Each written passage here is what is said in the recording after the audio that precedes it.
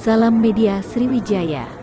Setelah sekian lama berada di Patsus Mako Brimob Depok, akhirnya Kamis, tanggal 23 Agustus tahun 2022, tersangka pembunuhan berencana Irjen Verdi Sambo terlihat memasuki ruang sidang kode etik 1. Mabes Polri menggelar sidang kode etik Irjen Verdi Sambo pagi ini. Sidang kode etik ini untuk menentukan sanksi terhadap Verdi Sambo atas kasus pembunuhan berencana terhadap Brigadir Nopriansyah Yosua Huta Barat atau Brigadir J. Ya, jadi hari ini akan dilaksanakan sidang kode etik dengan terperiksa Irjen Pol Fs. Yang bersangkutan hadir di sini, ujar Kadif Humas Polri Irjen Dedi Prasetyo di Gedung Transnational Crime Center TNCC, Mabes Polri, Kamis tanggal 25 Agustus tahun 2022.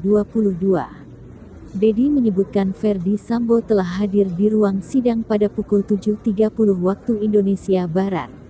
Sejumlah saksi, seperti Brigadir Hendra Kurniawan, juga dihadirkan di sidang kode etik ini.